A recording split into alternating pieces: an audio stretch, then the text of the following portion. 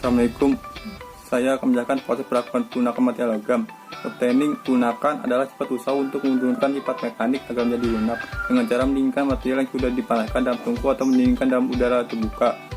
Full annealing merupakan proses perlakuan panas yang bertujuan untuk menurunkan logam yang keras sehingga mampu dikerjakan dengan mesin. Full annealing terdiri dari austenisasi dari baja yang bersangkutan dengan pendinginan yang lambat dalam tungku. Tujuan annealing adalah 1. Gunakan baja, 2. Menghilangkan tegangan internal, 3. Mengurangi atau menghilangkan struktur dalam homogenitas, 4. Memperbaiki ukuran butir, 5. Meningkatkan atau memperbaiki keuletan dan ketangguhan. B. Normalizing merupakan proses perlakuan panas yang bertujuan untuk memperhalus dan meragamkan ukuran distribusi ukuran butir logam. Proses ini diperlukan untuk komponen atau material yang mengalami proses pembentukan seperti pengerolan, dingin, tempa, dan pengelasan. Tujuan normalizing adalah 1. Untuk menggunakan logam, 2. Memperbaiki struktur butir, 3. Meningkatkan sifat mampu mesin setelah penempaan, forging, dan rolling, 4. Meningkatkan ukuran butir, 5. Memperbaiki struktur las, 6. Siapkan baja untuk pengobatan suhu panas. C. Ferroidizing merupakan proses perlakuan panas untuk menghasilkan struktur carbide berbentuk bulat pada metrik ferrit. Pada proses ferroidizing ini akan memperbaiki machinability pada baja paduan karbon tinggi.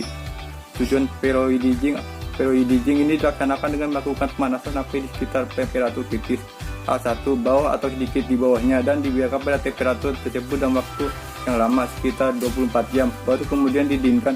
Karena berada pada temperatur tinggi dalam waktu yang lama maka cemented yang nadinya berbentuk flat atau lempengan itu akan hancur menjadi bola-bola kecil atau sphere yang disebut dengan ferroid yang tersebar dalam metrik ferrit. Assalamualaikum warahmatullahi wabarakatuh. Nama saya Gen Ardiansah. Di sini saya akan menjelaskan tentang proses pengerasan material logam. Pada proses pengerasan material logam terdiri dari 3 metode. Yang pertama, flame hardening. Flame hardening menjadi metode pengerasan permukaan yang berguna banyak dan ekonomis. Proses ini meliputi pemanasan permukaan daerah yang akan dikeraskan hingga temperatur di atas temperatur kritis. Kemudian didinginkan dengan air atau pendingin yang sesuai. Metode kedua ada laser dan electron beam hardening. Metode ini dapat digunakan untuk pengerasan secara selektif terhadap logam yang akan dikeraskan. Laser dan electron beam mempunyai kegunaan yang sama dengan nyala api pada flame hardening atau induction hardening. Lalu yang terakhir, induction hardening merupakan metode yang mirip dengan flame hardening, di mana sumber pemanasnya adalah sentral listrik dan logam. Sebuah aliran induksi listrik yang diteruskan dengan metode konduktor atau semikonduktor. Sekian, terima kasih. Oke, selanjutnya proses tempering. Tempering proses yaitu memanaskan kembali baja yang telah dikeraskan, disebut proses temper. Dengan proses ini, duktilitas dapat ditingkatkan, namun kekerasan dan kekuatannya akan menurun.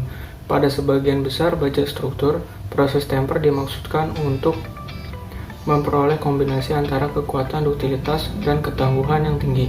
Dengan demikian, proses temper setelah proses pengerasan akan menjadikan baja lebih bermanfaat karena adanya struktur yang lebih stabil.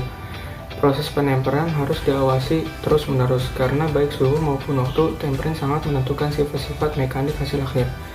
Semakin tinggi temperatur, kekerasan yang dihasilkan akan semakin rendah. Demikian sebaliknya, akan semakin lama waktu proses penemperan. Tujuan dari dilakukannya proses tempering adalah untuk meningkatkan keuletan, tautness, dan ukuran butir dari matriks. Secara umum, baja dilakukan tempering setelah dilakukan proses hardening supaya mendapatkan sifat mekanik yang diinginkan. Selain itu juga untuk mengurangi tegangan hasil proses quenching, pengelasan, dan pemesinan. Tempering dibagi dalam 3 jenis. Tempering pada temperatur 150-300 derajat Celcius. Pada tahap ini terjadi transformasi fasa martensit menjadi martensit temper dan karbida epsilon. Dan jika terdapat austenit sisa, maka austenit sisa tersebut akan bertransformasi menjadi martensit. Tempering pada temperatur 300-500 derajat Celcius. Pada tahap ini terjadi transformasi martensit menjadi perlit, dan jika masih terdapat austenit sisa maka akan bertransformasi juga menjadi perlit. Perlit di sini menjadi bentuk sementit yang lamellar. Tempering pada temperatur 500-650 derajat Celcius.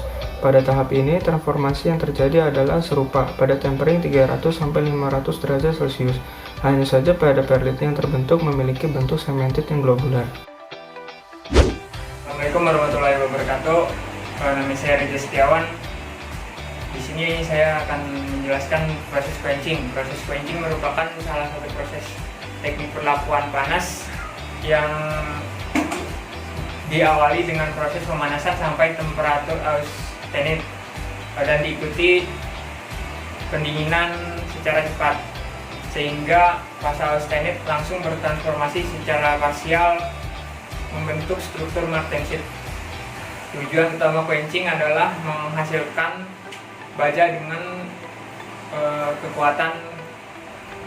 kekuatan tinggi sekaligus terakumulasi dengan kekuatan tarik dan kekuatan luluh melalui transformasi austenit ke martensit.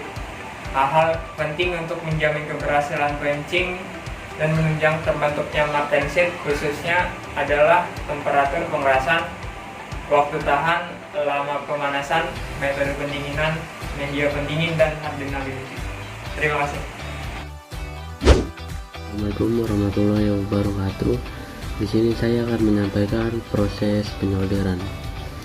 Penyolderan adalah proses penyambungan dua logam atau lebih dengan cara memanaskan benda tersebut tanpa melakukan peleburan dua benda yang akan disambung.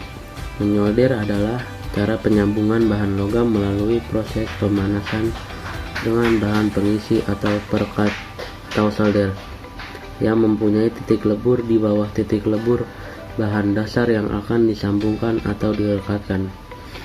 Bahan dasar yang disambungkan pada proses ini tidak ikut melebur.